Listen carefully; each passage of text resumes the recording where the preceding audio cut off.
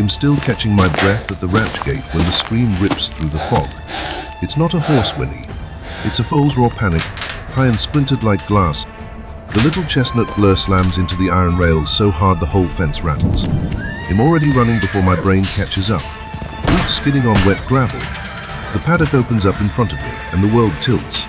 15 feet of Burmese python, thick as a fence post, has the mare flat on her side in the middle of the grass. One coil crushes her windpipe. Another loops her pregnant belly like a living witch. Her hind legs twitch in slow motion, kicking up clods of mud. Don't you dare click away, because what this half-dead horse does in the next 90 seconds will burn itself into your skull. I'm not exaggerating. I've got the scars to prove it. Name's Jake. 4 years wrestling wildlife on the edge of the Everglades Preserve. And I've seen some nightmares, but nothing like this. The mare's name is Ember, 10 months along, ribs already stretched thin around the foal she's carrying. The python picked the one morning the ranch hands are off rotating pastures. No trucks, no backup, just me, Hunter, and Doc Riley scrambling out of the bunkhouse with bed head and half-laced boots. The foal maple keeps ramming the gate like it's trying to knock the hinges clean off. Every impact sends a metallic gong across the yard. Its eyes are rolled so far back I can see white all the way around. Ember's tongue is purple, lolling out the side of her mouth. I know the math. A python this size can exert 90 psi per square inch. That's a hydraulic press wearing scales. We've got maybe 3 minutes before her heart gives up. The paddock sits a football field away from the equipment shed, and last night's storm turned the service road into chocolate pudding. The four-wheeler bogs down before we even hit the first turn. We ditch it, grab what we can carry, and slog through ankle-deep slop. Hunter's got the catch poles and a collapsible snake bag that looks like a joke next to the monster out there. Doc's got the medkit slung like a purse, Tran gun bouncing against her hip. I'm hauling the pry bar and a pair of trauma shears thick enough to cut rebar. We hit the fence line and the smell punches us hot musk, horse sweat, and the copper tang of blood where the python scales have sawed Ember's hide. Maple sees us and doubles its efforts, rearing up and pawing the air. Ember's eyes flutter. She's slipping. Hunter doesn't waste breath on words. He drops to a crouch, eases the gate open just enough to slide through, and starts the stalk. I follow, pry bar balanced across my shoulders like a rifle. Doc hangs back with the trank, fingers white on the grip. 10 yards out, the python clocks us. Its head lifts off Ember's neck, tongue tasting the air in quicksilver flicks.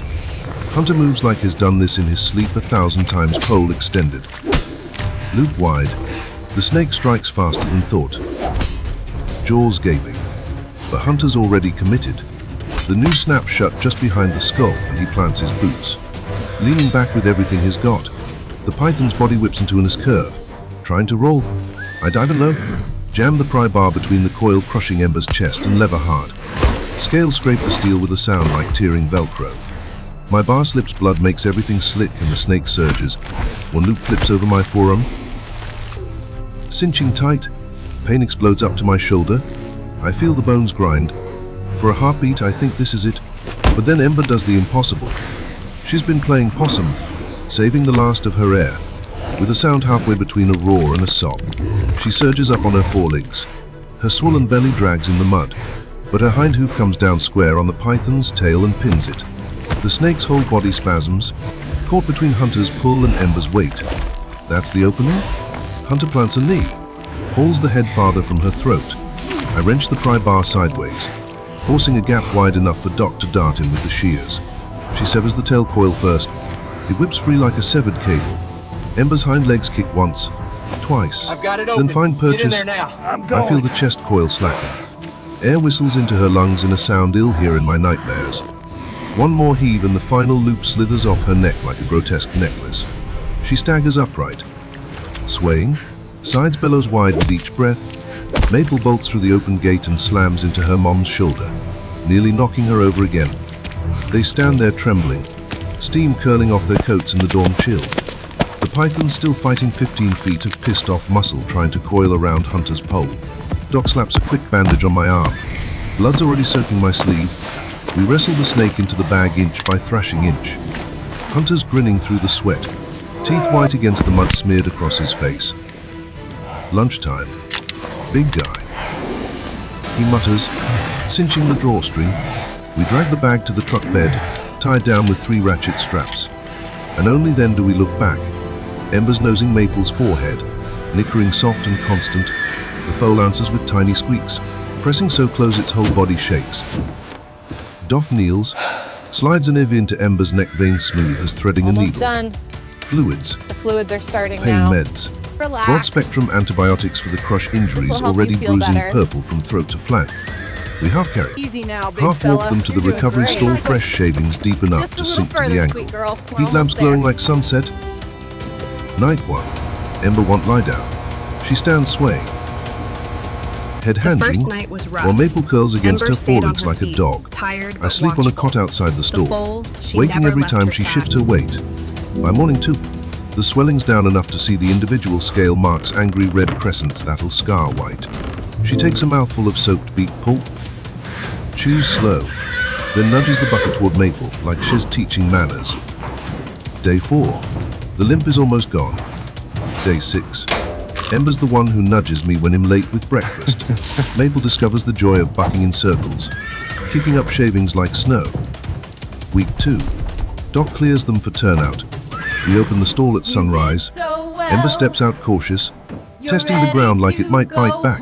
Maple blasts past, Time to go outside. tail flagged, and skids to a stop in the exact spot where the python struck.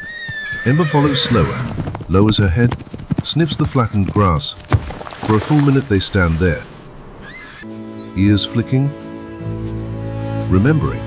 Then Ember lifts her muzzle to the sky, lets out a rolling whinny that echoes off the barn. Maple answers with a squeal and they take off together, stretching into a gallop that kicks dew into rainbows. I'm leaning on the fence that evening, coffee gone cold in my hand. The python's 20 miles deep in the preserve now, tagged and released, no harm, no fool, just doing what pythons do.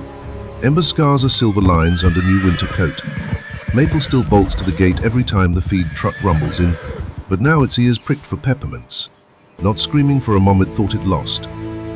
Out here, every sunrise is a coin flip. Sometimes you pull a body out of the mud. Sometimes you watch a half-dead mare teach her baby how to run again.